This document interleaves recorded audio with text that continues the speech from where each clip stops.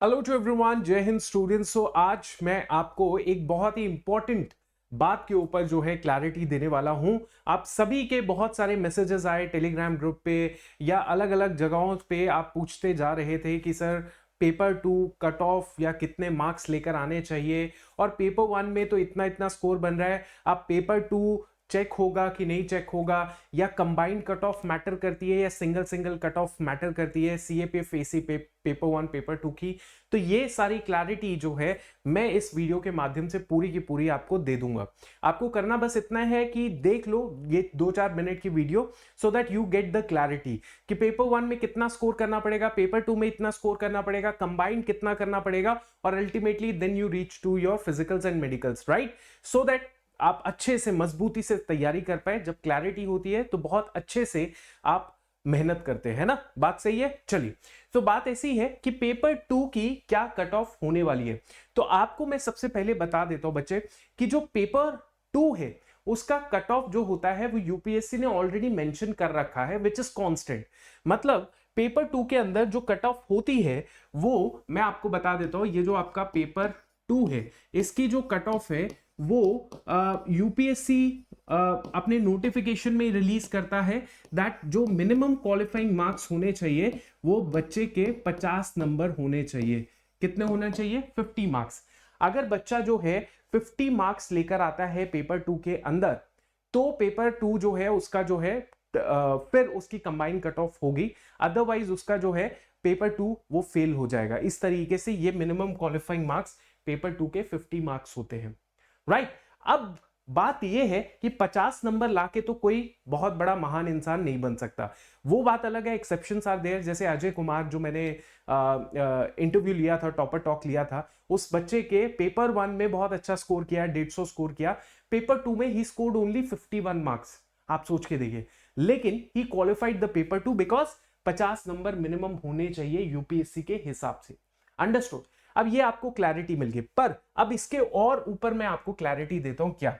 जैसे कि for example आपका है पेपर कौन सा है? आपका पेपर वन है।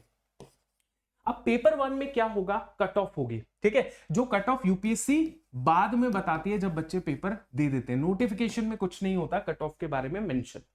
कट ऑफ कितनी जाएगी इस बार? As vacancies are very good और पेपर टफ आया था, जो कि मैं आपको सीधा सीधा बोलता हूं, और मैंने एक कट ऑफ के ऊपर वीडियो भी बनाई है। मेरे अंदाजे से वैसे तो बाकी प्लेटफॉर्म में और भी कम बता रहे हैं, कह रहे हैं कि 80-85 जानी चाहिए जनरल कैटेगरी की कट ऑफ। लेकिन मुझे यह लगता है कि किसी बच्चे के अगर 100 मार्क्स हैं जनरल कैटेगरी में, तो वो बच्चे का बहुत अच्छा सेफ स्कोर है for qualifying the paper one. तो बच्चे याद रखो, अब चाहे वो 100 कट ऑफ जाए, 95 जाए, 85 जाए, ठीक है, वो मैं चाहता हूं कम से कम जाए। मैं चाहता हूं दिल से कि कम से कम कट ऑफ जाए, ताकि ज्यादा से ज्यादा बच्चे जो है क्वालिफाई कर पाए। क्योंकि स्टूडेंट लाइफ जो होती है उसमें बहुत सारी दिक्कतें, चैलेंजेस फेस करने को मिलते हैं, जो बहुत मुश्किलें होती है। तो बच्चा चाहता है कि यार एक पेपर तो क्वालिफाई करे, इतनी मेहनत कर रहे हैं तो कट ऑफ कम से कम जाए, मैं चाहता हूं। लेकिन मेरे हिसाब से 100 होनी चाहिए कट ऑफ। हो सकती है तो यहां पे जो पेपर वन की कट ऑफ है, मान लीजिए 100 कट ऑफ है, कितनी? जनरल कैटेगरी के बच्चे की। बाकी आप इसको और कम कर सकते हैं, एससी एसटी और ईडब्ल्यूएस ओबीसी में कुछ कुछ नंबर्स कम हो जाएंगे। तो पेपर वन की कट ऑफ में जिस जनरल कैटेगरी के बच्चे ने 100 प्लस मार्क्स लाया है, 100 या 100 से ऊपर नंबर लाया है, तब उस बच्चे का पेपर वन के बाद पेपर टू चेक होगा। क्या चेक होगा? पेपर वन के बाद बच्चे पेपर टू चेक होगा। क्योंकि देखिए सिंपल सी बात है, बहुत सारे बच्चे पेपर वन ही क्वालिफाई नहीं कर पाएंगे, और पेपर टू चेक करना is a very difficult task, because वहां पे मैन पावर जो होती है वो ज्यादा लगती है। Paper one is more of a कैसे मशीन से ही हो जाता है पूरा का पूरा वो चेक, ओएमआर शीट सारा का सारा मशीन्स के थ्रू ही हो जाता है। पेपर टू में you have to check it through man power, लोगों की आवश्यकता होती है, एग्जामिनर्स की जरूरत होती है।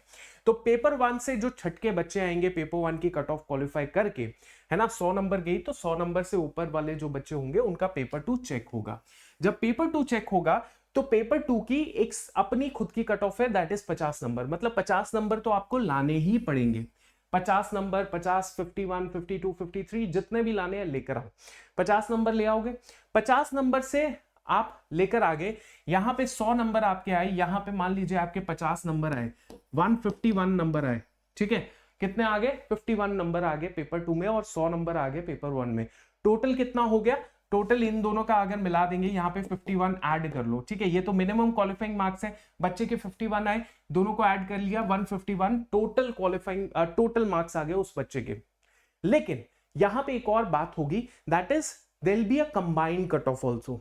दैट मींस पेपर 1 में तो मिनिमम क्वालिफाइंग मार्क्स 100 थे, पेपर 2 में 50 थे, लेकिन ऐसे बहुत सारे बच्चे हो गए, जनरल कैटेगरी की सीट्स के हिसाब से ही होता है ना सब कुछ, तो कि आपको कम से कम पेपर 1 प्लस पेपर 2 इन दोनों के मार्क्स को जोड़ के कम से कम आपको कितना लाना पड़ेगा?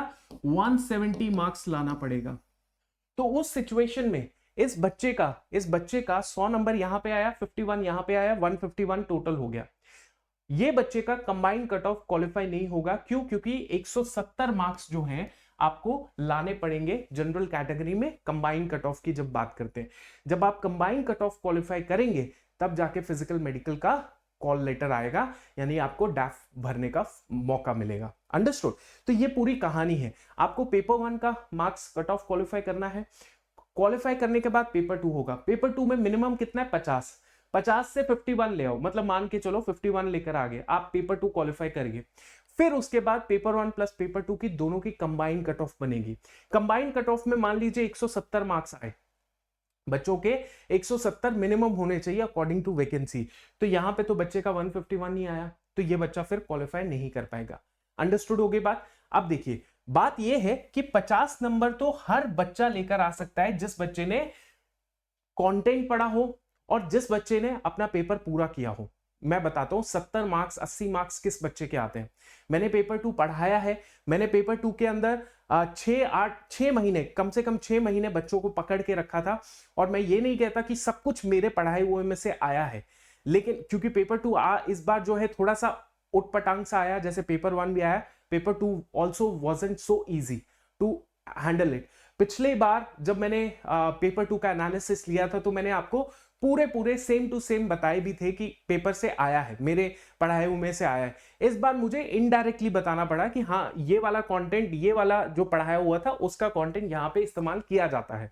और ये मैंने हर बच्चे को बताया कि डोंट एक्सपेक्ट कि सेम टू सेम चीजें आ जाए, दिमाग लगाना है कि ये कंटेंट कहाँ पे इस्तेमाल होगा, ये आप याद रखिए।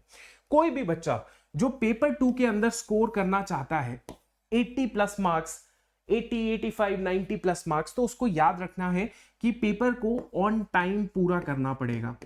अगर उसने ये बोल दिया कि सर मैं कंटेंट बहुत अच्छा लिख के आया, उसने ये कह दिया सर मैं सब कुछ अच्छा लिख के आया, लेकिन मेरे ग्रामर के 25 सवाल रह गए, या मेरी प्रेसी राइटिंग छोड़ गई, या रीडिंग कॉम्प्रिहेंशन छोड़ दिया, या एस्से छोड़ दिए सर, 2 एस्से छोड़, तो कोई फायदा नहीं है बच्चे।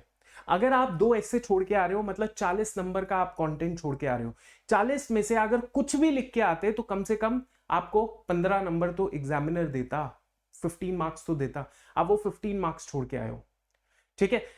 तो छोड़ना नहीं है, सबसे पहले ऑन टाइम पेपर करना है, ये सबसे पहली डिमांड थी। दूसरा पॉइंट ये था कि उस बच्चे ने अपने कंटेंट में क्या यूज किया होगा? Important facts, reports, datas, quotations, quotes use किए होंगे, केस स्टडीज यूज की होंगी, अच्छे कंक्लूजन यूज किए होंगे। बहुत बार बहुत चीजें मैंने बताई हुई हैं। सस्टेनेबल डेवलपमेंट गोल्स का कंटेंट यूज किया होगा, ठीक है। बहुत सारी चीजें, ठीक है। अगर उसने इस तरीके की चीजें यूज की होंगी अपने कंटेंट के अंदर, तो डेफिनेटली उसका जो ऐसे या उसकी जो राइटिंग स्किल्स होंगी वो बेटर होंगी उस बच्चे के जिसने नॉर्मल चीजें लिखी हुई हैं। सही लिखी है लेकिन नॉर्मल लिखी है। You understand this point? तो मेरे कहने का मतलब है ऑन टाइम पेपर कंटेंट में ये सारी चीजें जो डिफरेंशिएटर का काम करती हैं, जो अलग चीज बनाती हैं आपके एस्से को, रिपोर्ट को, आर्ग्यूमेंट को, वो चीज करके आया होगा, तो उस बच्चे को 80, 85, 90 स्कोर वो कर सकता है। और नहीं स्कोर कर सकता, राइटिंग खराब है, ठीक है। और तीसरा, फॉर्मेट को फॉलो करके आया होगा। जैसे रिपोर्ट का फॉर्मेट अलग है, content remains the same, argument का भी कंटेंट सेम रहेगा। वही यूसीसी आ गया तो आर्ग्यूमेंट में पूछा जाएगा, वही यूसीसी आ गया तो उत्तराखंड में यूसीसी लागू कर दिया, वो रिपोर्ट में पूछ लिया। Content remains the same, format will be different, understand. तो फॉर्मेट डिफरेंट, फॉर्मेट का इस्तेमाल सही करके, कंटेंट में ये डिफरेंशिएटर इस्तेमाल करके, ऑन टाइम करके, उस बच्चे के कम से कम 70 मार्क्स तो वो लेकर आ सकता है। इस बार जो मुझे लगता है कि अगर आप पेपर 1 में 100 मार्क्स लेकर आते, जो कि मैं थोड़ा सा एक्स्ट्रा ही बोल रहा हूं, लेकिन फिर भी, और पेपर 2 में आप कम से कम 70-75 मार्क्स लेकर आते हो, आपकी 170 से ज्यादा कट ऑफ नहीं जाएगी। ये मैं बोल रहा हूं आपको, 170 से ज्यादा कट ऑफ नहीं जाएगी। बाकी जितने भी बच्चे हैं जिनका 90 से ऊपर का स्कोर बन रहा है, वो आप तैयारी करना शुरू कर दो। क्या करना है वो भी ध्यान से समझ लो। क्या करना है, सुबह उठो, 1 घंटा अपना दो, किसके लिए? फिजिकल्स के लिए, ठीक है? किसके लिए? फिजिकल्स के लिए। Start running, jogging, whatever you can. You are at your सबसे एनर्जेटिक एज के अंदर हो। पढ़ पढ़ के अपना जिंदगी बर्बाद मत करो। मतलब पढ़ने का मतलब ये नहीं है पढ़ के ही एग्जाम क्वालिफाई होते हैं, लेकिन अब समय आ चुका है बच्चे, बहुत पढ़ लिए, 1 घंटा अपने फिजिकल्स को दो, फिट रखो अपने आप को, ठीक है? बहुत मुसीबतें आ जाएंगी जब एकदम से पता चला एग्जाम क्लियर, अब क्या करेंगे, अब क्या करेंगे, अब भाई 10 किलो 20 किलो वेट ज्यादा है, क्या कर लोगे फिर इसीलिए 50% रिजेक्शंस होते हैं, समझ जाओ। और रात को, शाम को, मतलब शाम को 1 घंटा जो है अपना अगेन फिजिकल्स प्लस अपना जो है मेंटल स्टेटस को और मजबूत करने के लिए मेडिटेशन करो।